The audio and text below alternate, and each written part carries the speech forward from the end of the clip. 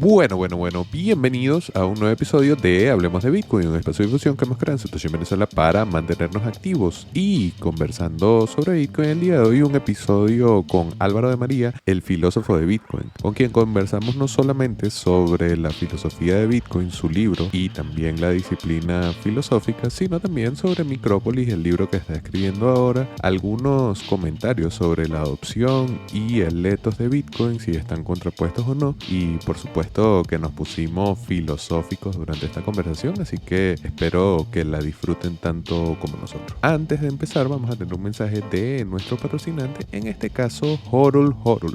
Y ahora un mensaje de Horol Horol, una plataforma de intercambio P2P en donde vas a poder comprar o vender sin KYC. Recuerda, puedes utilizar cualquier moneda fiat, cualquier método de pago sin entregar información personal a la plataforma, y además puedes probar sus servicios de préstamo en Lend, que funciona de la misma manera sin KYC, sin custodia. Prueba Horol Horol. Bueno, bienvenidos entonces a este nuevo episodio de Hablemos de Bitcoin, de nuevo con Álvaro de María acá en el podcast. Un gusto que ya nos conocimos en vivo y en directo, Álvaro, qué bueno. Y ahora esta conversación que hemos tenido pendiente de tener durante los últimos meses varias veces, pero que al fin está sucediendo, Álvaro. ¿Cómo estás? Un gusto tenerte por acá de nuevo. ¿Qué tal? Muchas gracias por invitarme. Un placer haberte conocido. La verdad es que de las grandes personas que me llevo de haber conocido en Argentina, sin lugar a dudas, aunque ya nos conocíamos un poco de antes, pero de conocernos en persona. Y la verdad es que muy bien. Este año promete mucho, empieza fuerte, fuerte, y tenemos muchas ganas tanto de anunciar en todo lo que estamos trabajando como de que vaya saliendo todo bien. Bueno, perfecto, y conversaremos sobre esos anuncios y sobre los planes que se vienen, pero quería empezar la conversación porque yo me puse a escuchar el podcast que grabamos la última vez y hay una pregunta que yo quería hacerte que se me olvidó, que es la que siempre hace la pregunta por el ser, ¿no? ¿Qué es X cosa? ¿Qué sería qué es Bitcoin para ti? Después de haber escrito el libro, ahorita en breve hablaremos un poco de los hitos que tuvo el libro el año pasado, pero si tuvieses que responder qué es Bitcoin para ti, ¿qué dirías, Álvaro? Pues esto es muy buena pregunta, porque claro, la verdad es que no se puede responder solo desde un prisma, porque si lo pensamos, yo estoy muy pesado con el ejemplo de Bitcoin y la pólvora, ¿no? Pero si te preguntan qué es la pólvora, pues no es fácil definir qué es la pólvora, es un polvito negro, ¿no? Pero ¿qué te remites para definirlo? A sus funciones, a su composición química, a lo que permite hacer, a todo, ¿no? Pues un poco, si lo vemos de esa manera, yo diría que es el primer y único activo real digital que tiene una serie de innovaciones pues eso, que hacen una redefinición del derecho de propiedad, y de alguna manera es un sistema global de derechos de propiedad absoluto sobre este conjunto de unidades que son activos reales digitales. Y como plantea esta incensurabilidad y tiene una serie de propiedades muy buenas, como por ejemplo evitar el riesgo de dilución o la resistencia a la censura, pues también son un extraordinario activo como depósito de valor, ¿no? Entonces, todo este tipo de cuestiones son las que plantearía, ¿no? Para tratar de hacer una aproximación a un activo que yo creo que va a cambiar literalmente la forma en la que nos organizamos políticamente incluso. Entonces, pues un poco así, ¿no? Pues la pólvora es un polvito negro que te permite hacer fuegos artificiales o tirar una muralla o acabar con la caballería o extraer metales del suelo y en una mina, y también pues puedes hacer petardos para los niños. Pues esto es un poco igual, ¿no? La versatilidad y las posibilidades que hay son muchas, y la cuestión es, depende de cómo aprendas a utilizarlo y de para qué lo quieras utilizar, pues te puede servir de una manera o de otra, ¿no? Pero no tiene una utilidad única o específica, ¿no? Se puede aplicar, tiene muchas aplicaciones y tiene muchas maneras de ser utilizado. Ok, bueno, una respuesta ahí filosófica no podía ser de otra manera. ¿Sabes qué? Bueno, quería comentar un poco el éxito del libro, La filosofía Bitcoin, y no sé si recuerdas que yo en Argentina te dije que había una cita de un poeta, porque hablábamos de que obviamente yo estoy dedicado a la filosofía y en cierto modo a la filosofía de Bitcoin, pero yo nunca he escrito un libro, pero a mí me gusta mucho que exista el libro de la filosofía de Bitcoin, así no lo haya escrito yo, porque la filosofía de Bitcoin tiene que ser algo que exista, ¿sabes? O sea, que la gente lo piense, que lo comente y lo hable, entonces obviamente por eso el éxito del libro me parece algo memorable, algo que es bueno comentar. Y yo ahí te había dicho que había una cita de un poeta venezolano que se llama Andrés Eloy Blanco, que la conseguí para poder, bueno, para poder ejemplificar ese sentimiento. Dice, esto es como respondiendo a Jacinto Fombona, que es otro escritor venezolano, y se llama Paráfrasis del poeta, el poema. Dice, con un poco de alegría y otro poco de egoísmo, y al decir del padre Hugo, me he sentido au fond du trou, porque pienso que esa estrofa, en este caso el libro, debí escribirla yo mismo, pero me queda el consuelo de que la escribiste tú. Es exactamente el sentimiento que creo que varios compartimos con respecto al libro de Álvaro y la filosofía Bitcoin en general. O sea, saber que hay una conversación de alto nivel con respecto a un tema tan abstracto como Bitcoin, no solamente por el uso, sino también a nivel teórico y filosófico. Cosas que pasaron con el libro La filosofía de Bitcoin, número 1 en política, número 1 en filosofía, en economía y número 41 en la tienda de Kindle. Una entrevista en el Confidencial, una edición en inglés, presentada en la Sorbona gracias al abogado Roberto Hong, que es venezolano también.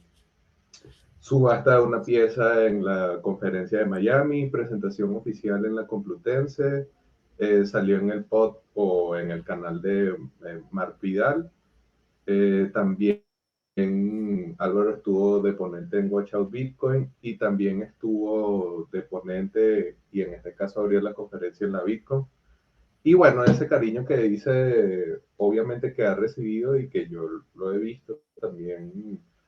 Digo que nos conocimos y tal, estuvimos varias veces juntos y, o sea, todas las personas que conocen a Álvaro dicen, mierda, qué buen libro y tal, ¿sabes? Como que es algo que sentimos todos en común. Entonces, bueno, antes de preguntarte, quería hacer esa introducción. Qué tal el éxito del libro? ¿Qué se siente? Cómo ha sido esa experiencia? Pues la verdad es que una auténtica pasada, ¿no? Ya desde el inicio, porque todo eso que has leído ha sido del 2022, ¿no? Pero como la andadura del libro empezó en el 2021, pues es que ya en el 2021 solo para la publicación ya fue impresionante, porque yo no encontraba editorial ni para atrás. Me hizo una entrevista a Lunático en el que le había enviado el borrador y le pareció muy interesante. Y luego, pues nada, enseguida para publicarlo me pedía una editorial 3.500 euros, se hizo un crowdfunding y se recaudaron en una hora y el libro durante la campaña recaudó 18.000 euros. Entonces, ya contó con una cantidad ingente de apoyo, ya en la preventa se vendieron muchísimos ejemplares y desde entonces pues han vendido varios miles, ¿no? Y la verdad es que probablemente sea uno de los libros de ensayo más vendidos, seguramente ahora de España, porque pocos libros venden varios miles de ejemplares, y de filosofía seguro que menos. O sea que la verdad es que estoy muy contento, siendo un autor además novel. Y pronto también pues podré anunciar que da el salto internacional, ¿no? En otro idioma también. Y muy contento, la verdad, porque ha sido un año espectacular que me va a costar digerir mucho tiempo porque no es nada fácil pasar de nada a abrir la BitConf y estar hablando delante de miles de personas y que te paren y oye, te invito a comer a mi casa y cosas de ese estilo y estar firmando libros horas y horas y horas.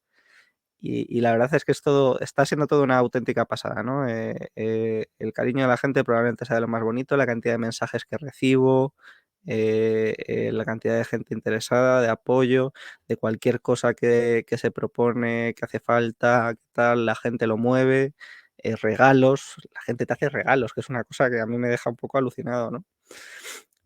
Hasta empresas patrocinadoras que salieron para el libro, pues todo la verdad es que muy bien, no me puedo quejar de nada.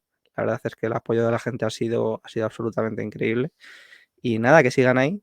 Yo sigo trabajando en otro librito que también ha conseguido ya el objetivo del crowdfunding. Necesitábamos también 5.000 euros para publicar el segundo y ya ha conseguido 10.000, o sea que muy bien también. Y que lo que podéis, se puede hacer la precompra, aunque estoy todavía escribiéndolo, y es un libro bastante más denso, bastante más complicado en muchos aspectos, pero que yo creo que merece mucho la pena, y que se llama Micrópolis, que es un poco como la continuación, las implicaciones políticas o hacia qué nos puede llevar un poco Bitcoin, pues sería un poco este segundo libro. Y la verdad es que muy contento también con el apoyo que ha recibido. Lo que pasa es que me está costando más porque es un tema muy especulativo, no es un tema como analizar Bitcoin y decir que es Bitcoin, ¿no? Eso es algo más, aunque pueda parecer difícil, y no digo que sea fácil, pero comparado con la especulación sobre, sobre el futuro, y dejar un libro que escribas hoy y que dentro de 80 años se pueda leer y no se sienta en plan de vaya gilipollez que dijo este hacía 80 años, ¿no? Pues es muy complicado, ¿no? Entonces tienes que pensar en muchos marcos, tienes que pensar en muchas cosas que estén confluyendo ahora, hay que separar el grano de la paja, y no es nada fácil porque son muchas áreas. Son muchas áreas muy distintas, es el ámbito de la defensa, es el ámbito de la política, es el ámbito de nuevos dominios como el espacio exterior y el ciberespacio, ¿no? Y conocer todo en esos ámbitos es muy complicado. El derecho, la historia, cómo evolucionan las sociedades políticas, qué suponen transformaciones y cambios de era, ¿no? Conocer la era industrial, conocer todo ese tipo de cuestiones. Son muchos ámbitos, muchos campos que estoy tratando de estudiar todo lo que puedo. Estoy haciendo todo el esfuerzo de síntesis del que soy capaz para no hacer un libro largo, ¿no? Para hacer un libro legible, fácil, para un lector más o menos medio, y que no supere las 220 páginas.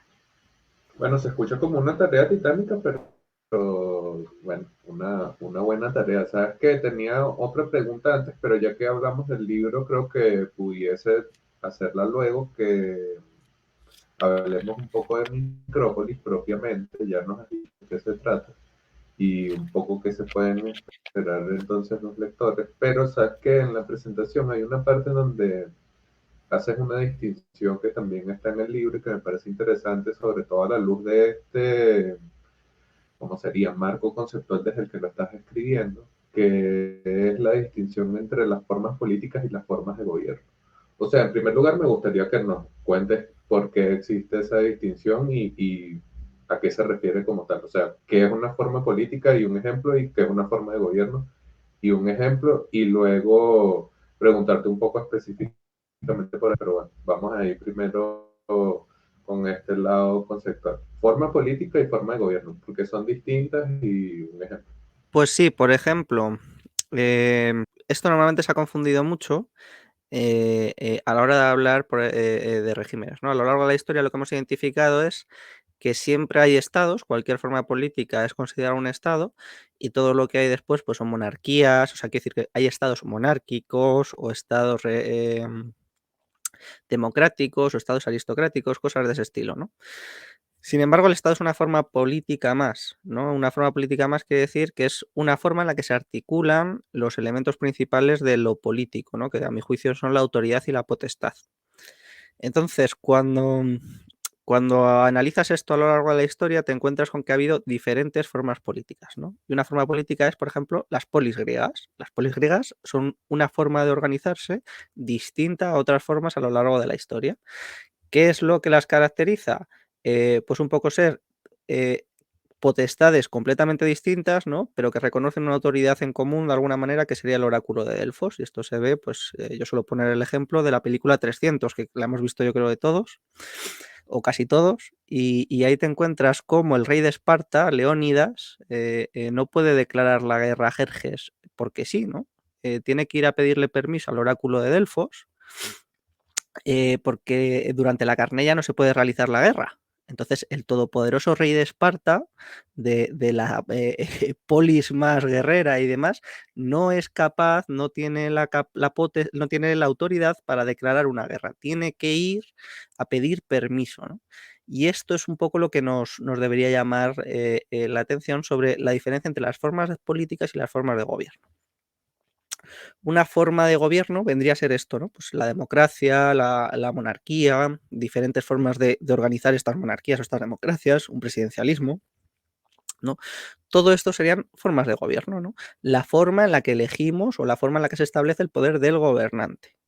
Pero es que las formas políticas van más allá de eso, porque las formas políticas no abarcan solo al gobernante, sino que abarcan cómo se organiza y cómo se estructura tanto el poder como la autoridad.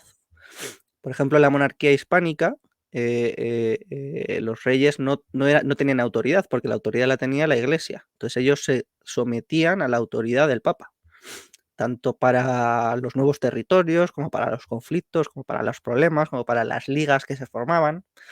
Y esto, el otro suceso histórico en el que se ve de forma clara, ya no solo por parte de la monarquía hispánica, ¿no? sino por otros reyes medievales, se ve muy bien en la querella de las investiduras. En el Sacro Imperio Germánico, en el siglo XI, que todavía no era imperio, en el Sacro Imperio Germánico, bueno, no recuerdo exactamente la denominación que tenía. Enrique IV quería nombrar a obispos él en su territorio. Y claro, el Papa pues quería seguir nombrándolos él.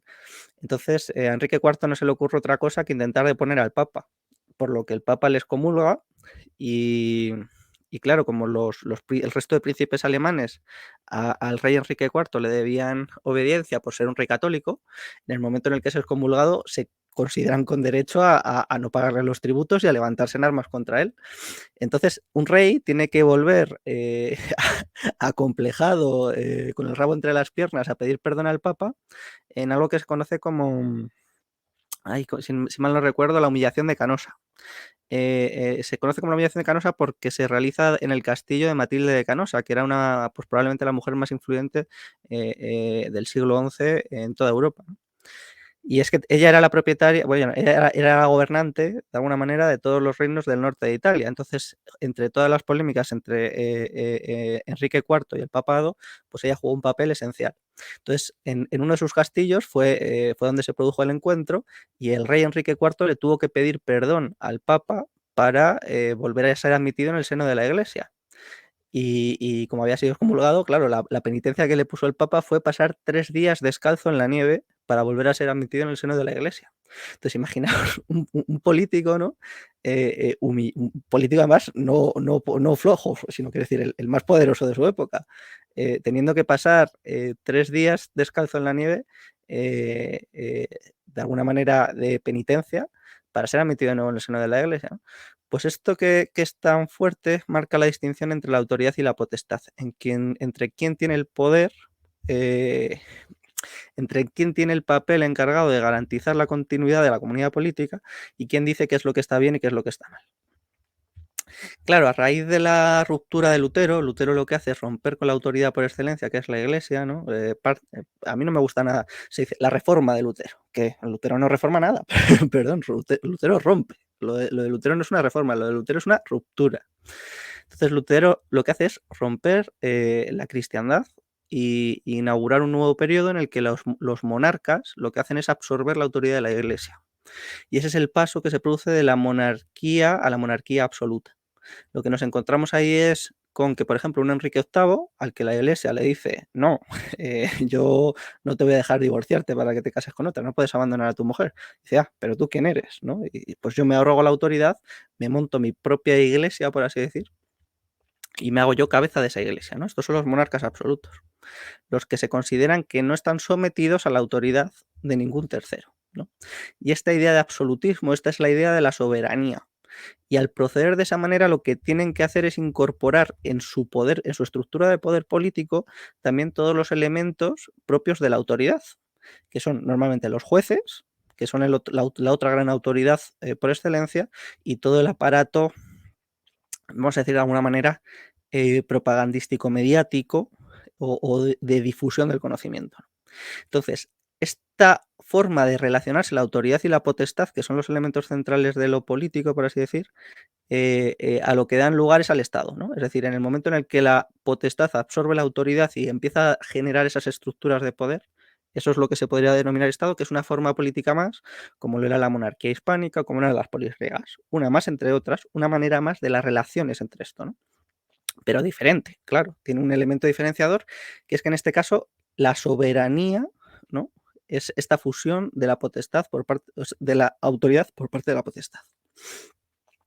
Claro, y a partir de ahí se procede a crear un aparato de poder enorme, porque claro, si lo que pasaba antes era que la autoridad suponía un contrapeso al poder, a la potestad, en el momento en el que la potestad absorbe la autoridad, no hay contrapesos. Y entonces el crecimiento del poder político va en aumento a lo bestia, ¿no? Y esto es lo que vemos a partir del siglo XVI. Además, en un momento en que en Europa, por culpa de la ruptura de Lutero, se encontraba completamente dividida entre católicos y protestantes.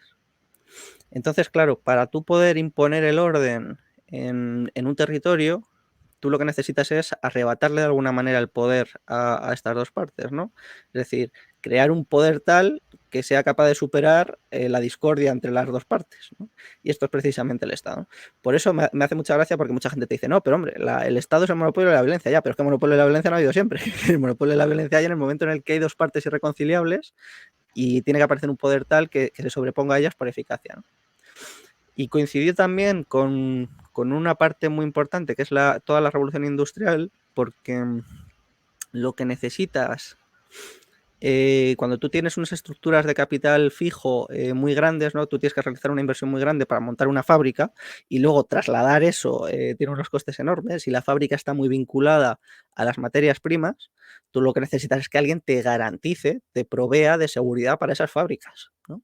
Entonces, este monopolio de la violencia que había tenido su origen en las guerras de religión que asolaban Europa a raíz de la ruptura de Lutero, pues encontró su verdadera funcionalidad una vez establece la paz entre la brecha entre protestantes y católicos, en proteger la industria, ¿no?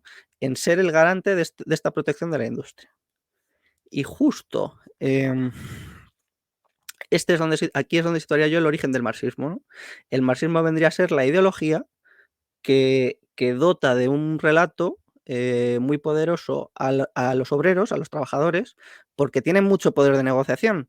Claro, si ellos son los que pueden parar las fábricas, tienen un enorme poder para mejorar su posición social, económica y política. Si son capaces de paralizar la producción, tienen mucho que negociar, tienen mucho poder ahí, ¿no? Y el Estado también, porque si son capaces de no proveer seguridad si no quieren, pues también pueden exigir muchos más tributos a la producción, ¿no? Y como la producción industrial era tan ventajosa frente a toda la producción anterior que se había hecho, pues venga, todos de acuerdo. Los empresarios de las fábricas a producir a lo bestia para tener ventajas sociales, estar aprovechándose de las materias primas, por así decir. El Estado proporciona seguridad y a cambio impuestos. Y los trabajadores mejoran su posición respecto de otro tipo de situaciones a cambio de presionar un poco mediante el marxismo. Claro, la cuestión es que es... ¿Sabes? Sí, sí. Quería preguntarte una cosa aquí sobre esta idea y la diferenciación, que es que obviamente en Micrópolis yo supongo que tú estás como respondiendo esta idea del Estado entra en crisis y cómo Bitcoin hace que esa crisis sea creciente, que viene en cierto modo de la filosofía Bitcoin.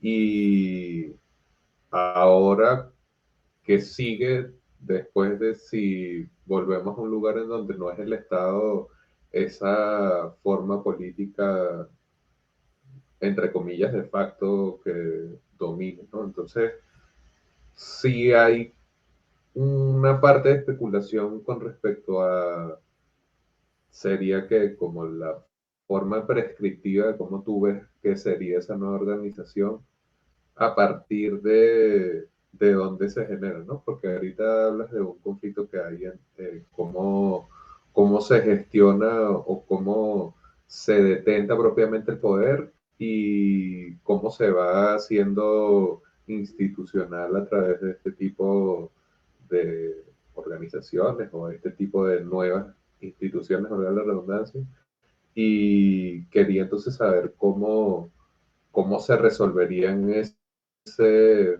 futuro, en cierto modo, en ese escenario donde el Estado entra en crisis. Si venimos de este debate que acabas de explicar, ¿cómo sería el siguiente? ¿No? O sea, veo la complicación de lo que es escribir un libro explicando hacia allá, pero bueno, o sea, no tienes que spoilearnos, puedes decir ahí un poco especulando, ¿no? Sí, no, y se puede hacer un poquito de spoiler también. Porque al final esto se trata de explicarlo al mayor número posible de gente, o sea, que no se trata tanto del libro, ¿no? Bueno, que luego si a la gente le interesa, por supuesto, pues se pueden hacer mecenas y así me ayudan un poquito más a seguir escribiendo y cuanto más se recaude, pues más tiempo le puedo dedicar yo.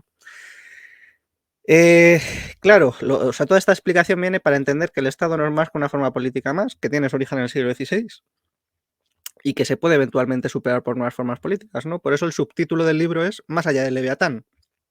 Más allá del Leviatán de Hobbes, claro. O sea, esa es un poco el libro que se critica o el libro que se pretende como superar, ¿no? Entonces, ¿hacia dónde vamos? Pues claro, si lo que estamos viviendo precisamente es el fin de la era industrial, de alguna manera, pues esta forma de proveer seguridad para la era industrial, que es el Estado, también va a sufrir mucho.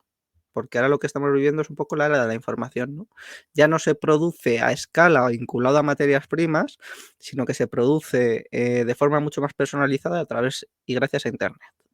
Entonces, ahora estaríamos viviendo un cambio de era, de igual que se produjo el cambio de la Edad Media a la Edad Moderna, gracias a la imprenta y a la pólvora, pues ahora a mi juicio estaríamos viendo el paso de esta Edad Moderna a una edad que está por definir, que podemos llamar de forma preventiva la era de la información, gracias a Internet y gracias a Bitcoin. Y sí, gracias a Internet y gracias a Bitcoin, ¿no? Que esto puede parecer un poco, cuando lo dices a la gente se queda un poco así con los ojos, pero ¿estás comparando Bitcoin? Sí, porque Bitcoin es el único activo hasta la fecha, y yo creo que es irreplicable, que redefine el derecho de propiedad. Es decir, que hace un derecho de propiedad completamente absoluto y por tanto es una herramienta de resistencia a la censura total. Si alguien quiere profundizar en esto, pues puede leer un artículo muy interesante que es de Chuck Hamill, que fue de hecho el primer artículo que se publicó en la lista de los cypherpunks, en el remailer de los cypherpunks, que es de las ballestas a la criptografía, donde, bueno, es un artículo un poco largo, pero la idea principal es, claro, las ballestas, ¿a quién beneficiaron en primer lugar? Pues si tú estabas sometido al caballero medieval, porque una armadura era muy cara, un caballo era muy caro y las lanzas y demás también eran caras, entonces un campesino no podía hacer nada contra el caballero. Si le venía a recaudar impuestos o el rey le enviaba a su caballería o a sus soldados a recaudar impuestos, estaba vendido. Ahora, en el momento en el que aparece la ballesta, cualquiera, un chico de 15 años con un poco de entrenamiento y sin coste alguno, puede defenderse muy fácilmente de eso. Pues con Bitcoin pasa exactamente lo mismo, pero a una escala cuántica, por así decirlo. O sea, el salto es cuántico completamente comparado con esto, ¿no? Porque claro, es que cualquiera puede proteger su patrimonio de cualquiera, puede realizar transacciones con cualquiera a una escala brutal, ¿no? Entonces, claro, ahora hay muy poquita gente haciéndolo, pero si proyectamos en el tiempo y esto sucede dentro de 15 o 20 años a nivel masivo, el Estado como lo conocemos se acabó. Es decir, no lo va a reconocer ni su madre. Y yo creo que hay bastantes posibilidades de que esto suceda, ¿no? Entonces, claro, estamos hablando de que aparece el Estado ya no es capaz de garantizar la seguridad de sus ciudadanos y de sus empresas, que era su principal función de existir, porque aparecen dos nuevos dominios en los que no tienen control la inmensa mayoría de los estados del mundo, que es el ciberespacio, donde hay una guerra simétrica total, es decir, en el ciberespacio eres toda tu división de, como lo quieras llamar, en España se llama el mando conjunto del ciberespacio o las unidades de ciberseguridad de la Guardia Civil y demás, frente al hacker que te ataca y es realmente uno contra uno, porque si ese es capaz de encontrar una vulnerabilidad en tu sistema, da igual que sea 1 o 100 y da igual que tú tengas 200 o 500 o que sean armarios que entran en el gimnasio, no sirve para absolutamente nada, ¿no? Y es un dominio clave, o sea, es el dominio que te permite la visibilidad en todos los demás aspectos, te permite las comunicaciones y te permite un montón de aspectos. Y luego está el espacio exterior, ¿no? ¿Quién tiene capacidad, qué estados tienen capacidad operativa en el espacio exterior? Pues tampoco tantos. Y si las telecomunicaciones van por ahí y demás, pues los estados que no tengan ni capacidad operativa en el espacio exterior, ni tengan un amplio control en el ciberespacio, pues están perdidos, ¿no? Y en el ciberespacio yo lo compararía con el mar, ¿no? Con los océanos, porque en los océanos nunca nadie ha establecido su control, su dominio, nunca han sido propiedad de nadie, porque es muy costoso establecer su control allí, ¿no? Pero sin embargo, si hay algunos que tienen capacidad operativa en los mares, ¿no? Y hay otros que no, así de siempre, ¿no?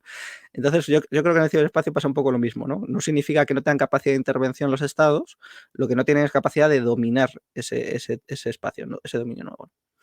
Entonces, claro, ya como forma política histórica, pues carecen de sentido. No cumplen bien su función, y esto lo vemos constantemente con los hackeos, con los ataques que dejan muy vulnerables a los ciudadanos, los exponen a otro tipo de ataques físicos y demás. Entonces, la cuestión es cómo vamos a replantear las formas políticas de vivir, porque ahora en el mundo todos son estados. No hay ningún territorio que no esté sometido a la jurisdicción de un estado, ¿no?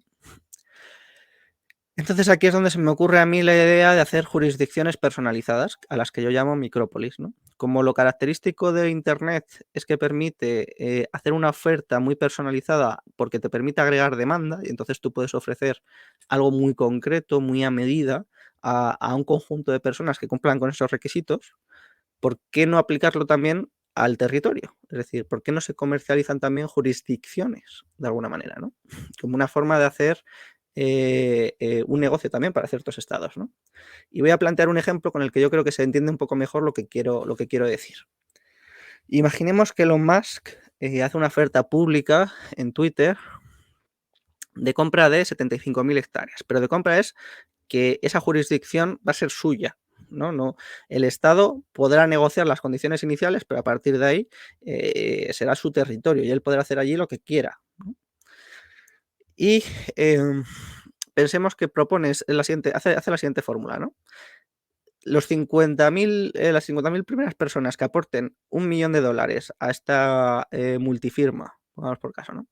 En Bitcoin, se convertían en padres fundadores y el Estado a cambio lo que recibiría por estas 75.000 hectáreas de jurisdicción será $50.000 millones en Bitcoin para utilizar como él considere, ¿no? Y yo me encargo de la seguridad, la Cintra, de la legislación, de la regulación, de la forma de gobierno, de cómo se hace todo, ¿no? Y Elon Musk, oye, tiene capacidad en el ciberespacio, tiene capacidad en el espacio exterior y tiene las mayores empresas del mundo, ¿no? Entonces él lo único que hace es trasladar sus empresas allí, los empleados que se quieren trasladar allí, más los padres fundadores, ¿no? Bien, estoy titando un poco que hace mucho frío hoy en Madrid. Entonces, claro, si planteamos esta escena, ¿qué estado del mundo no estaría dispuesto a ceder 75.000 hectáreas por $50.000 millones? Con los problemas económicos que van a tener todos, si no los tienen ya en el futuro, ¿no? Pues a mí se me plantea una idea de negocio muy, muy atractiva, porque Elon Musk se quita, por un lado, toda la regulación para sus empresas, se quita de líos, tiene independencia para producir lo que quiera, a la escala que quiera, sin restricciones, y a cambio, pues pueden tener un espacio de libertad, seguridad e independencia sin problemas, ¿no? Pues a mí me parece muy, muy atractivo, y no solo me parece muy atractivo como esto, sino también como modelo de proveer seguridad. Es decir, ¿sería capaz de establecer un modelo de seguridad mejor probablemente que el de muchos estados? Pues yo creo que sí, ¿no? Y si vemos este modelo de jurisdicciones personalizadas como jurisdicciones en competencia por ofrecer mejores condiciones y mejor seguridad a los ciudadanos, en un momento en el que los estados no son capaces de hacerlo de forma adecuada, pues yo creo que puede ser muy interesante, ¿no?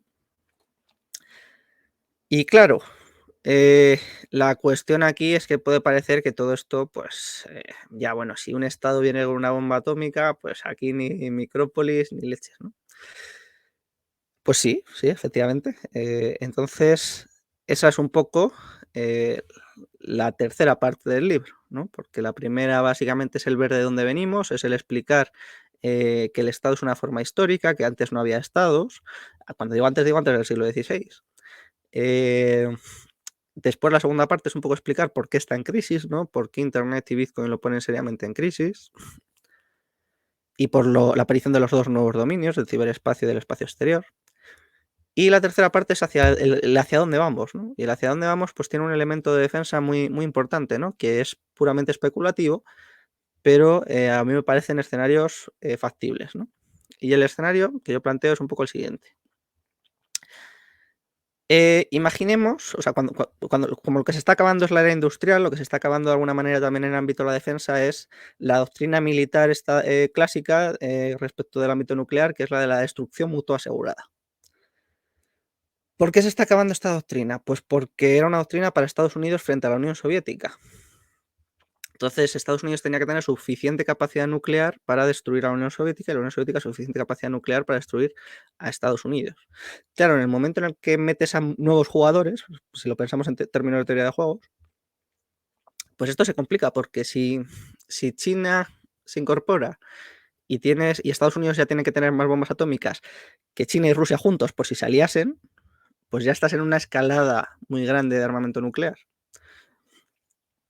Claro, en el momento en el que se incorporan India, Pakistán, Francia, Reino Unido, ahora probablemente Irán y Corea del Norte, pues ya tienes un problema más serio.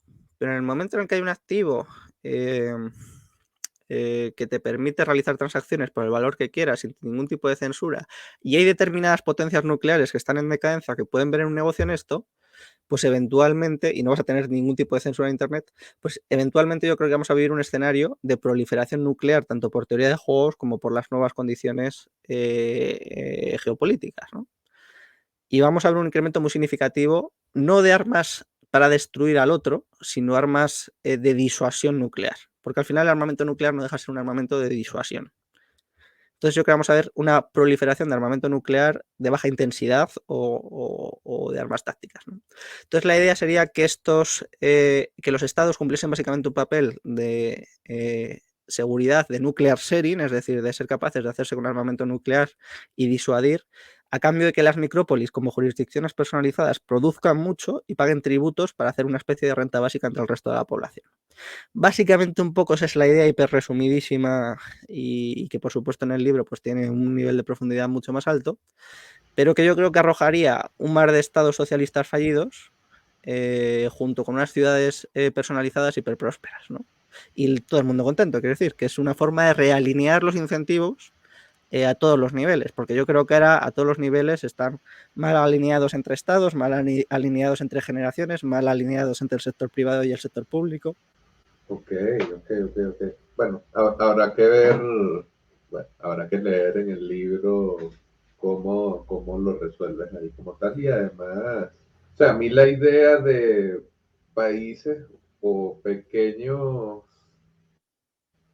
jurisdicciones sí que puedan atender ciertas necesidades de cierta clase de individuos, me parece que es algo a lo que se va a apuntar y en cierto modo es algo a lo que se está apuntando hoy en día, sobre todo con aquellas jurisdicciones que tienen años tratando de hacerse, entre comillas, cripto-friendly o esta nueva fiebre que ha habido de jurisdicciones Bitcoin friendly luego de la decisión de El Salvador. Entonces, bueno, por ahí creo que también tiene sentido ver Bitcoin como un posible motor de este nuevo tipo de organizaciones. Bueno, podemos dejar un poco el libro atrás y quería preguntarte un poco también a nivel filosófico, sobre todo, primero para poder ver el lado filosófico de Bitcoin como tal y luego para contrastar ese lado con el lado más técnico, pero en primer lugar, sobre todo desde esa perspectiva de los ideales y de los conceptos claves de Bitcoin, ¿cuál les dirías que en sí, no como algo filosófico como que uno analiza, entonces lo resumiría siempre al valor, por ejemplo, sino en Bitcoin como tal, cuáles son las ideas o conceptos clave que, que existen y por qué? O sea, cuáles son esas ideas que tú dices, alguien que está investigando sobre Bitcoin o que le interesa Bitcoin o lo que sea que relacionado con saber un poco más de Bitcoin, tiene que saber sí o sí. ¿Cuáles dirías que son esas cosas que son clave a la hora de meterse a investigar sobre este tema? Pues yo iría, y de hecho estoy yendo ahora más, lamentablemente esto no lo hice al escribir el libro, sino que lo estoy haciendo al escribir el segundo, a los cypherpunks, ¿no? Y en concreto a Nick Szabo, porque el Porque claro, fueron los primeros casi descubridores del ciberespacio y son los primeros que pensaron en los problemas que iban a aparecer, ¿no? Y siendo personas muy preocupadas por la privacidad, por el abuso de poder de los estados y demás, pues ya pensaron en que hay un problema muy gordo en el ámbito de Internet, ¿no? Que es que casi siempre contamos con un proveedor de servicio. De los que utilicemos, ¿no? Si utilizamos correo electrónico, pues a lo mejor utilizamos Gmail o lo que sea, ¿no? Entonces ya, claro, ahí ya lo que tenemos es que no tenemos privacidad por defecto, ¿no? Es decir, la privacidad ellos la definen como revelarse selectivamente, es decir, que tú eliges cuando quieres revelar tu información y si hay un proveedor del servicio que tiene acceso a esa información, él puede elegir revelar esa información. Entonces, tú careces de privacidad en el ámbito digital. Entonces, estos se pusieron a trabajar en sistemas de email anónimo, en sistemas, sobre todo, de buscar un efectivo electrónico, ¿no? No tanto un dinero digital, que eso pues era algo más fácil de tener, ¿no? Porque metes un proveedor del servicio y ya está. Lo difícil era conseguir lo mismo que tenemos con el efectivo en el ámbito digital. ¿Qué tenemos con el efectivo? Pues tenemos privacidad. Si yo voy a comprar al supermercado con efectivo, el cajero de la tienda no tiene por qué saber mi nombre, no tienen que saber quién soy. Pero es que el proveedor del servicio, el que ha emitido ese billete, por ejemplo, tampoco tiene que estar sabiendo qué estoy comprando yo y a quién y en qué momento, ¿no? Sin embargo, si pagamos con nuestras tarjetas o con nuestras aplicaciones del móvil, del banco, pues el banco ya sabe perfectamente a quién estoy comprando yo, qué estoy comprando y en qué momento y en qué sitio, ¿no? Y el que me está vendiendo también sabe mi nombre, sabe mis datos y tiene acceso a mi información, ¿no? Entonces, esto es por defecto perder la privacidad en el ámbito económico. Y es lo que tratan de hacer es este sistema de efectivo, ¿no? Pero el efectivo hay que entenderlo como riqueza líquida al portador. Porque cuando se habla de efectivo, yo creo que la palabra cash es la palabra peor entendida del white paper, ¿no? No estamos hablando de un medio de pago generalizado. No estamos hablando de que todo el sistema de pagos mundial tenga que hacerse con Bitcoin, ¿no? Directamente.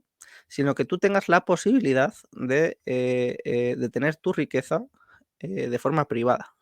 Y privada, insisto, no tiene que ser por defecto anónima y que no lo sepa absolutamente nadie, sino que tú tengas la posibilidad de revelarte selectivamente, decirle, vale, contigo sí, vale, contigo no. Claro, eso no lo teníamos, porque siempre hemos tenido proveedores de todo este tipo de servicios, ¿no? Pues pensemos en los activos con los que yo compraría, por ejemplo, Bitcoin, no solo con el fiat. Pensemos en los bienes inmuebles.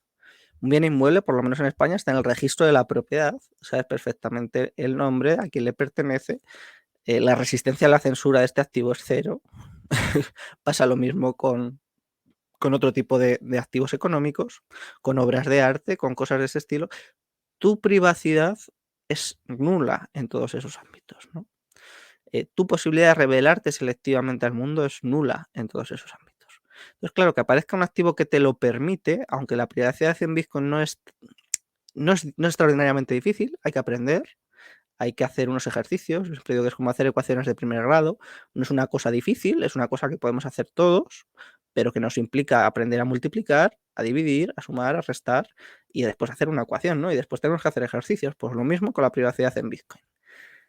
Pero ya nos permite algo que por defecto en el mundo digital no teníamos, que era el poder realizar tanto transacciones, no solo entre partes, sino también conmigo mismo en el tiempo, ¿no? Es decir, ¿cómo traslado yo riqueza en el tiempo? Que es uno de los mayores quebraderos de cabeza que hay en el mundo fiat, ¿no? Porque en el mundo fiat tú el principal problema que tienes es, oye, el dinero de forma constante se devalúa. Si yo dejo este dinero depositado, yo pierdo valor, pierdo riqueza, no puedo estar tranquilo, no puedo trabajar simplemente y un porcentaje de lo que yo gano lo dejo atesorado. No puedo hacer eso. No puedo hacer eso porque en 10 años no tengo nada. Entonces, que aparezca algo que resuelve ese problema, ese quebradero de cabeza, es inmenso. es inmenso, ¿no? Y a medida que el mundo aprenda a utilizarlo y aprenda a gestionarlo, vamos a ver cómo el mundo se transforma a lo bestia, ¿no? Porque es lo único que te permite hacer eso. Y dices, bueno, pero ¿y Ethereum? Bueno, ya, es que Ethereum hace 4 años era una cosa muy distinta de lo que es ahora, ¿no? ¿Por qué dentro de 4 años va a seguir siendo una cosa confiable?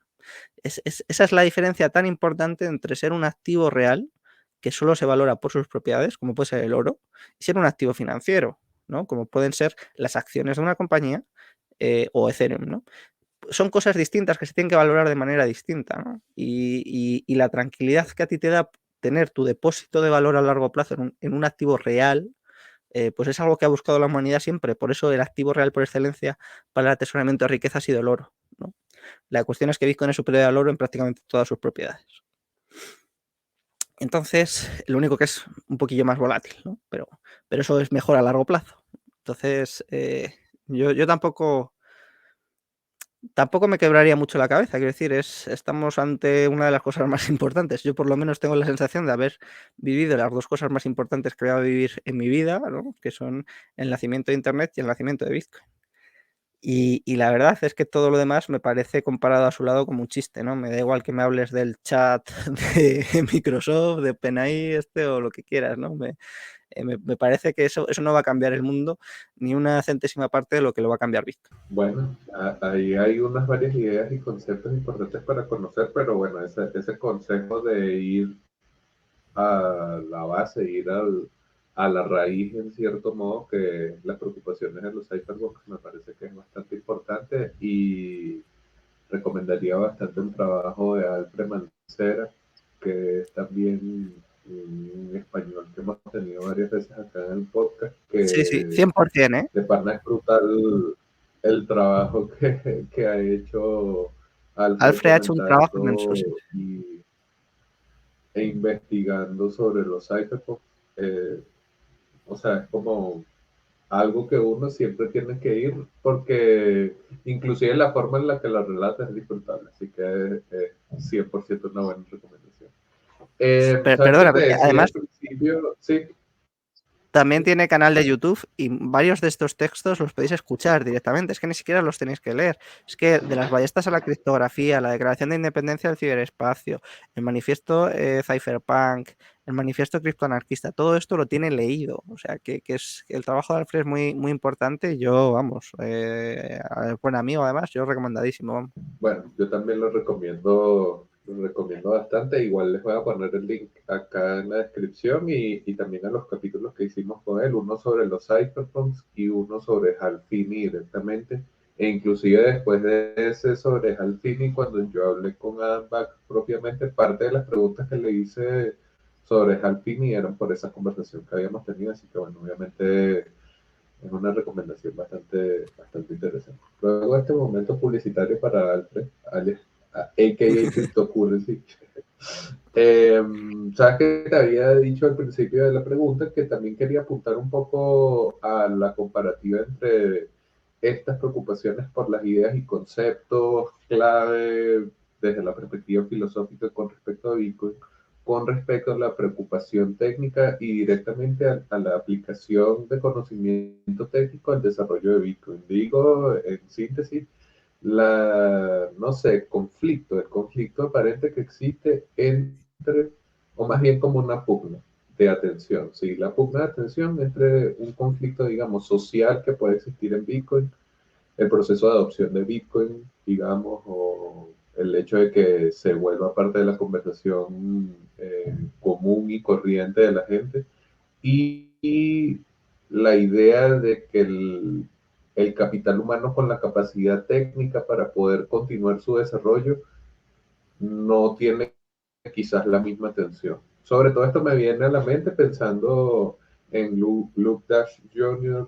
o Luke Dasher, que hace poco anunciaba que estaba perdiendo unos bitcoins y no sé qué. Entonces, eso retrotrae a una discusión en donde él en su momento, como uno de los desarrolladores de Bitcoin, que ha colaborado con lo que es el cliente de Bitcoin hoy, pidiera donaciones y trajera a debate esta idea de que no hay suficiente apoyo para los desarrolladores para que se dediquen a Bitcoin como tal y que Bitcoin es un proyecto de código abierto, entonces cómo es que no hay para mantener a la gente trabajando allí. Entonces quería traer a la conversación esta idea de esta pugna aparente por la atención entre los desafíos que tiene que seguir Bitcoin como algo que está atentando contra el status quo, porque eso es lo que plantea la filosofía Bitcoin y eso es lo que plantea en cierto modo esta continuación y en general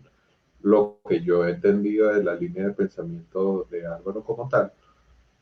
¿Cuáles serían más importantes y por qué? ¿No? Los desafíos técnicos que siguen y el hecho de que el capital humano quizá está infravalorado, o los desafíos filosóficos políticos que siguen y que necesitan interlocutores, necesita gente que se preocupe por pensar esos escenarios y planificar ahead in time, ¿no? Porque inclusive con esta recomendación casi desde los cypherpunks, pienso en el perfil de un cypherpunk como alguien que proyectaba cosas a futuro. Ni siquiera habías visto bien las aplicaciones totales de la criptografía y ya tú estabas diciendo, mira, nos vamos a quedar sin privacidad, el Estado va a hacer esto, van a mirar no sé qué, van a usarlo contra nosotros y tal. En ese mismo sentido, claro, eso sería como la proyección filosófica. ¿Qué, qué sería más importante y por qué para ti responder esos desafíos que vamos a tener desde la perspectiva técnica o esta idea del cambio y la crisis del Estado hacia eso otro? Son dos temas muy importantes. Hombre, para mí es mucho más importante la transformación social, ¿no? Pero es verdad que esta transformación social yo lo planteo que puede tener tres vías, ¿no? La primera vía que puede tener es la de mantener el statu quo en una degradación constante, que de esto tanto en Argentina como en Venezuela pues saben bastante, que es pues eso, simplemente continuar el camino de degradación hasta Dios sabe cuándo. Luego está la opción de la ruptura, ¿no?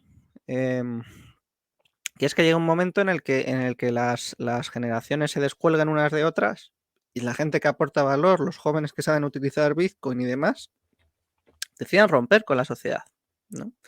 Y la sociedad simplemente se caiga.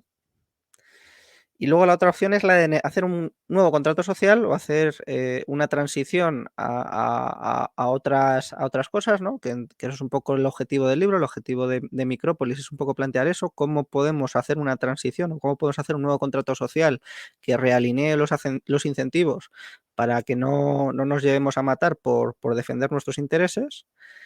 O sea que al final la defensa de los intereses particulares, individuales, se puede ver muy frustrada si no hacemos algo más común, ¿no? Si no buscamos el bien común. Y entonces yo creo que aquí es esencial la primera parte, ¿no? Efectivamente, el que crea que aquí trabajando para Bitcoin se hace rico, pues lo siento, pero no. Aquí se hace casi todo por amor al arte. Y esto es un problema también. Esto es un problema porque a largo plazo lo hace muy difícil de sostener o de encauzar adecuadamente, ¿no? Es decir, la gente no puede tener que vivir del aire o tener que dedicarse a hacer otras cosas y abandonar a su familia prácticamente por ayudar y atender a Bitcoin, ¿no?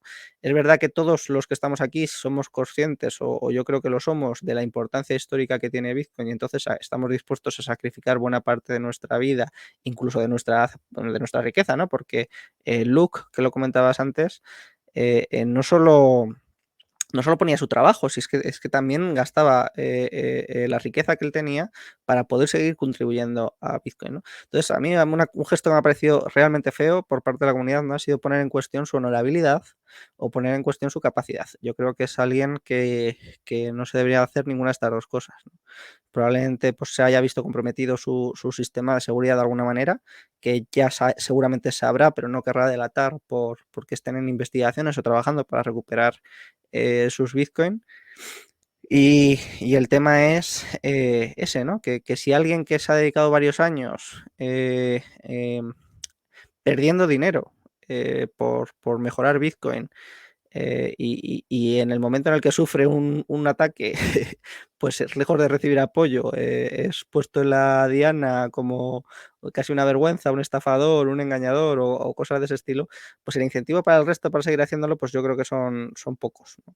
Al final lo haces porque eres consciente la trascendencia histórica de Bitcoin, ¿no? Y eso te obliga a ser responsable también con el conocimiento que tú tienes a tratar de acompañar a las sociedades de la mejor manera que puedas y a las personas de la mejor manera que puedas. Yo creo que es algo que vemos también entre los bitcoiners, ¿no? No lo digo a malas, sino yo soy el primero que ha experimentado todo el apoyo incondicional de una comunidad que se vuelca en cuanto ve algo y lo apoya a lo bestia, vamos, que tuve 460 mecenas y 3 empresas patrocinadoras, o sea y luego he abierto la BitConf en Argentina, se ha organizado Watch of Bitcoin en Madrid, o sea que no puedo tener ninguna queja en ese sentido de que es una comunidad que se vuelca. Pero es verdad que es una comunidad que carece de estructuración, por así decir. No tiene formas como de institucionalizar a las personas que puedan aportar valor, no tiene forma de generar ese tipo de vehículos que sí que el sistema más tradicional sí ha sido capaz de hacer, ¿no? Y no digo que no vaya a suceder, ¿no? Sí, de hecho, una de las cosas que seguramente anunciaremos este año es que estamos trabajando en algo de esto, ¿no? Porque la gente se tiene que poder ganar la vida trabajando para Bitcoin, enseñando de Bitcoin, formando a otros sobre Bitcoin y no puede depender de donaciones. Porque no puede depender de donaciones. Puntualmente sí, pero una persona no va a abandonar su vida en general para dedicarse a algo por algo inestable, ¿no? Y yo pues hablo mucho de estos temas con gente de la comunidad, que es además muy importantes y muy tal, y oye, sí, sacas un curso y lo petas y se agota en una semana. Ya, pero es que la semana que yo me tomo de vacaciones y no hago nada, pues recibo que 2 euros de donaciones. Entonces, o sea, no digo yo, digo la persona que hace estos cursos, ¿no? Entonces, no te puedes tomar un descanso, tienes que estar, es decir, no tienes ninguna forma de tener cierta estabilidad o cierta calidad de vida. Y no digo que no vaya a pasar a futuro, sino que digo que son las cosas en las que tenemos que trabajar como comunidad, ¿no? En generar realmente alternativas de trabajo, de funcionalidad y de operatividad para todo esto. Pues Blockstream es un maravilloso ejemplo de todo esto. Blockstream tiene un nivel en el que juegan muy pocos. Y esto lo tenemos que traer también al español y al mundo español, ¿no? Que es cómo hacemos que las empresas sean conscientes de que si reciben mucho valor de Bitcoin, también tiene que aportarlo para realimentar todo el sistema y todo el conjunto, ¿no? Quiero decir que esto es una cosa que poco a poco yo creo que hay que ir viendo y hay que darle un perfil más institucional o un perfil más entendido, ¿no? Quiero decir, más profesional también, de alguna manera, ¿no? No estoy tachando de falta de profesionalidad, pero sí que es verdad que pues gente como Luke pues no se tiene que quedar en bragas, por así decir, si le pasa una situación de esta, sino que tenga cierta cobertura de los demás, ¿no? Porque es una persona que tiene 8 hijos, que lleva dedicándose a Bitcoin prácticamente 10 años por amor al arte, prácticamente. Y a mí me ha parecido muy feo, muy feo, tanto el cuestionamiento como el plantear su falta de capacidad o como si tuviese las claves almacenadas en una nube, que parece ser que nada más lejos de la realidad. Entonces, bueno, yo diría eso, ¿no? Que los principales retos que tenemos son asumir adecuadamente nuestra responsabilidad, porque yo honestamente creo que enterarse de qué es Bitcoin. Cuando te enteras, tienes la responsabilidad de transmitirle a la sociedad el impacto potencial de esto a todos los niveles, ¿no? Y para hacer eso adecuadamente, yo creo que tenemos que acompañarnos tanto de instituciones como de perfiles técnicos que sigan acompañando la evolución y el desarrollo de todo eso. Bueno, este debate del value por value, valor por valor en la creación de contenidos y tal, bueno, como que se está abriendo allí, pero es algo en lo que coincide mucha gente. Es muy difícil mantener un proyecto andando exclusivamente a través de donaciones y habría que ver también qué tipo de audiencia atiende, qué tipo de impacto real genera en esa audiencia y en general para lo que hace Bitcoin, pero al menos que haya la oportunidad para que los creadores de contenido o los divulgadores de Bitcoin o la gente que está, como dice trabajando para Bitcoin tengan una forma de de generar capital, porque si no es difícil dedicar tu tiempo a eso.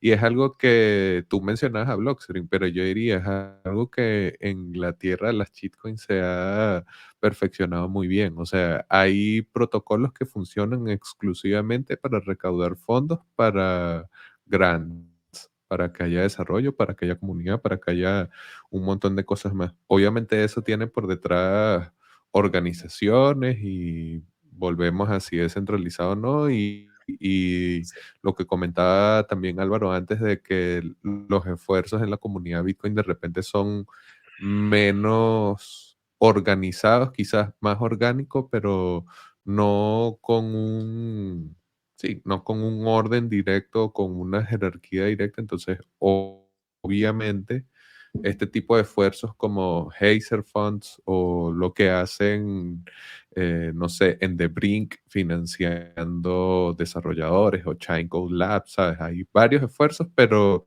no están todos amalgamados como tal. Y en el mercado hispano, latinoamericano y español, no hay propiamente esto. Entonces, bueno, de repente eso que dice Álvaro, que puede ser que se anuncie en algún momento, puede ser un puente, una respuesta para eso. ¿Sabes? Que también quería preguntarte un poco con respecto a la adopción, y esto es algo que yo he estado pensando últimamente y de repente es una buena forma de cerrar el lado de las preguntas antes de comenzar a preguntarte por los planes del año.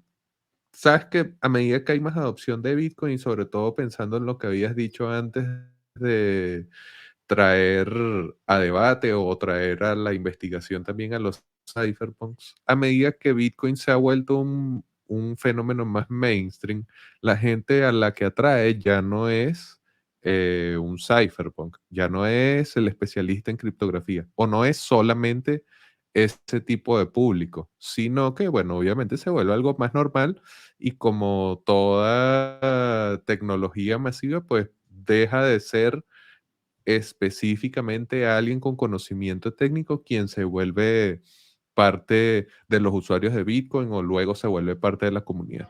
Entonces, en cierto modo, dirías que hay una dilución con respecto a la filosofía de Bitcoin o a los valores de Bitcoin, al ethos de Bitcoin a medida que se da más adopción. Es decir, a cada vez menos gente con respecto a la cantidad de usuarios le interesa propiamente esas respuestas o a esas preguntas que hacían los cypherpunks, sino que le interesa Bitcoin por el precio, le interesa por que es un fenómeno de Internet o algo así, pero no propiamente por la filosofía de Bitcoin. ¿Dirías que se diluye ese mensaje? Y si crees que es así, ¿consideras que es algo positivo o algo negativo? Yo creo que para nada, que es una pendiente resbaladiza por la que una vez se cae solo vas a más. O sea, yo creo que todo el mundo o la inmensa mayoría pueden entrar por el precio, pero en cuanto te escuchas un podcast de Lunatic Coin, uno tuyo, una entrevista mía o alguien que ya empiezan a ver el mundo y a ver las cosas de otra manera, ¿no? Yo ahora que me dedico un poco a hablar con perfiles más institucionales y demás, les ves cómo les cambia la cara en media hora, ¿no? Como esto que era la burbuja de las burbujas, el tulipán de los tulipanes, el no sé qué, la estafa de las estafas, de repente en media hora les ha cambiado la cara y empiezan a ver el mundo con otros ojos, ¿no? Y empiezan a pensar, oye, mira, es que Álvaro, es que llevo 2 semanas desde que hablamos que no paro de pensar en otra cosa, le está dando vueltas a esto, otro, ¿no? Y eso que la mayoría de la gente ni siquiera ha experimentado el potencial de Bitcoin, ¿no? Es decir, ni siquiera ha probado a una autocustodia con privacidad y a realizar un par de transacciones para ver el alcance, ¿no? En el momento en el que ves eso, yo creo que es como si probases algo que no habías, o sea, como si hubieses estado comiendo toda tu vida pienso, fueses un perro que ha comido toda tu vida pienso, y de repente te dan un solomillo, ¿no? Pues dices, tu madre mía, ¿qué es esto, no? Y te das cuenta que tienes un tipo de propiedad que no tienes sobre ningún otro bien, que tienes una propiedad que es tuya, que tienes el control total y absoluto sobre ella. Y eso te cambia, yo creo que la visión del mundo en general. O sea, ya no es simplemente, pues subirá, bajará. No, ya lo ves como en plan de, madre mía, ¿qué es esto, no? Madre mía, ¿cómo va a cambiar esto el mundo? Madre mía, ¿Cómo preparo a la gente para estas transformaciones? ¿Qué puedo hacer yo, no? Y claro, pues cuando lo ves así, yo llevo 1 año y poco viéndolo, pues es como muy complicado pensar que se diluye, porque yo veo a la gente cayendo constantemente, ¿no? Y cómo das una formación en un sitio y te dices: "Madre mía, y yo pensando que esto era no sé qué, no sé cuántos, pero ¿y esto lo sabe la gente? Pero y esto tal". Y es supercurioso ver cómo la gente, una vez cae por la madriguera, se da cuenta de que, primero, que Bitcoin es lo importante, ¿no? Es decir, que todo el mundo cripto y todo este tipo de cuestiones ya son, o blockchain y tal, ya no son lo relevante. Y segundo, ¿cómo me preparo yo? ¿Cómo preparan los demás para todo esto, ¿no? Porque lo que yo cuento un poco en el libro de la filosofía de Bitcoin podía parecer así muy loco, pero no era más que decir, oye, si de repente en 10 años, en vez de tener un Lunatic Coin, tenemos 4 millones de Lunatic Coins, ¿qué pasa, no? Entonces, es eso, es eso. ¿Qué pasa con el mundo, no? ¿Qué pasa con las sociedades? ¿Qué pasa, no?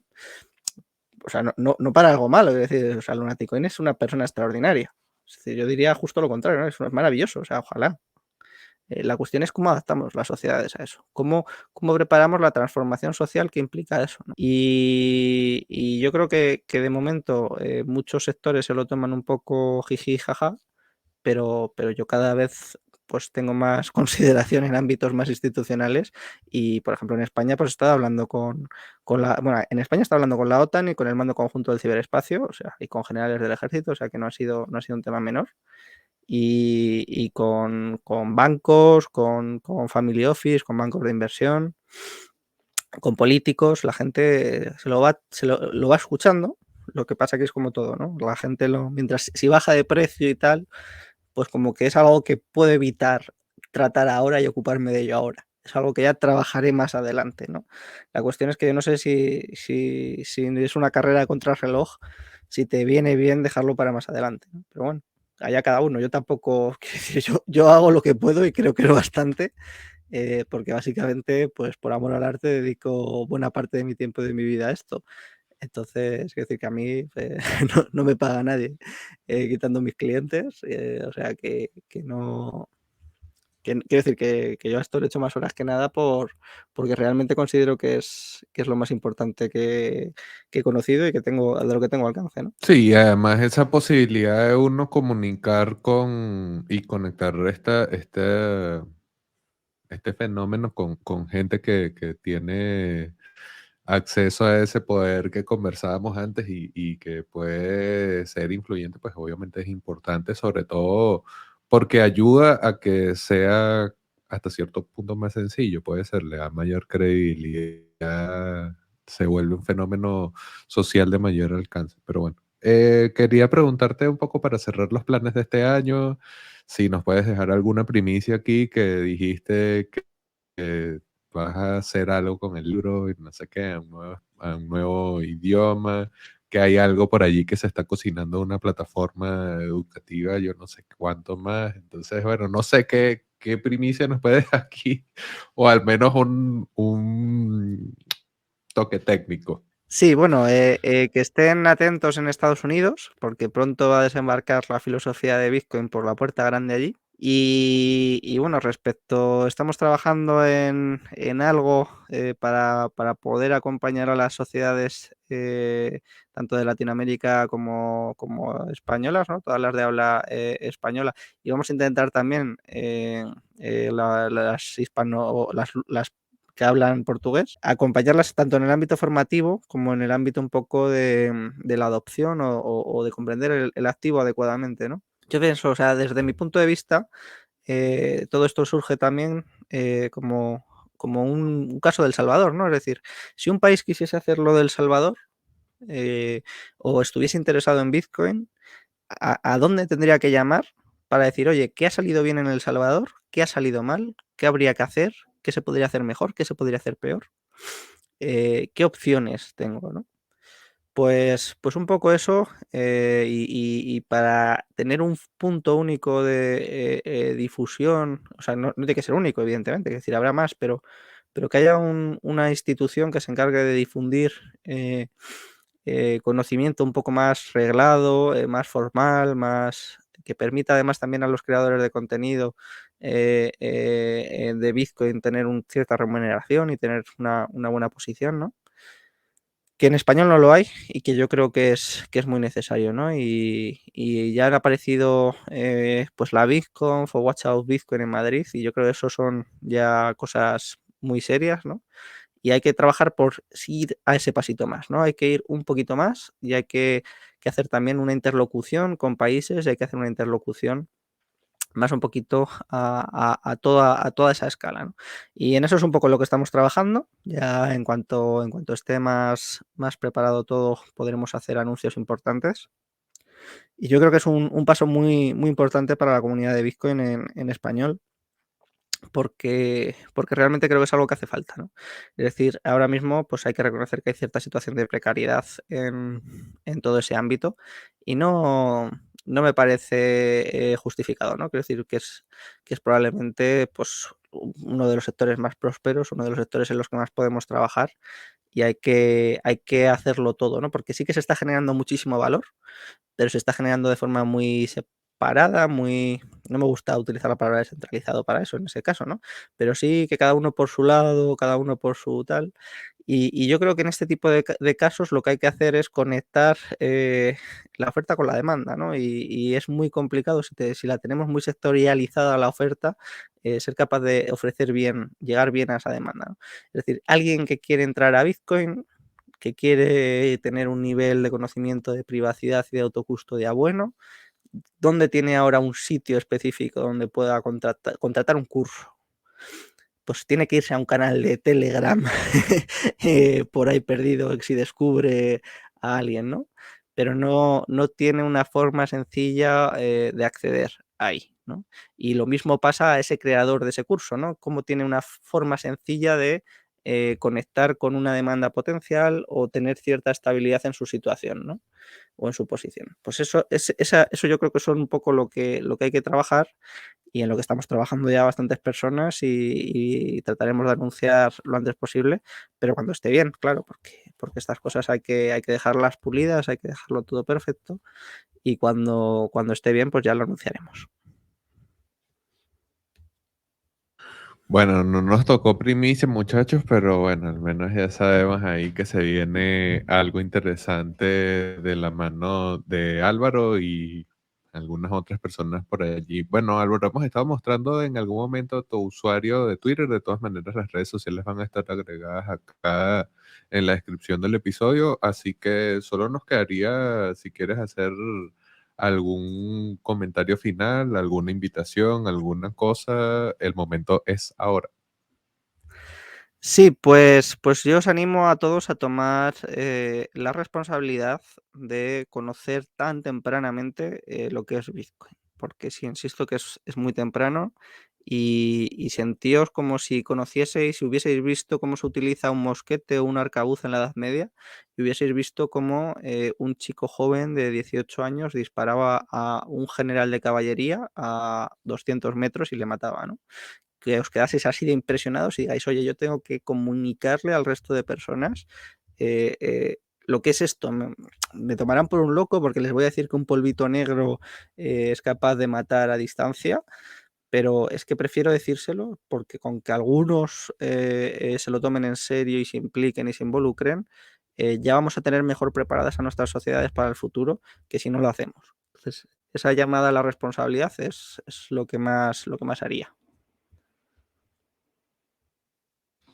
Bueno, perfecto, Álvaro, gracias. Y nada, suscribo perfectamente esa invitación a la gente que ya sabe de Bitcoin, que está acá escuchándonos en Hablemos de Bitcoin. Gracias por tu tiempo, Álvaro, y bueno, espero que nos veamos de nuevo este año por ahí en alguna conferencia. Por supuesto, hermano, nos veremos pronto, porque la verdad es que ha sido, buah, yo me lo pasé en Argentina increíble, ¿eh? O sea, me pareció una experiencia única. Vamos, estoy muy, muy agradecida a Rodolfo, a Luna, a Gaku. O sea, ha sido una pasada, y la verdad es que con muchas ganas de repetir y de volver a vernos por allí seguramente, porque seguramente nos veamos, bueno, quién sabe si a lo mejor nos vemos en Miami. Bueno, todavía no tengo la visa, pero de repente nos vemos en Watch Out Bitcoin por allá en España. Así que gracias a todos. Gracias por escucharnos, muchachos. Y bueno, gracias de nuevo por su tiempo y nos escuchamos en un próximo episodio.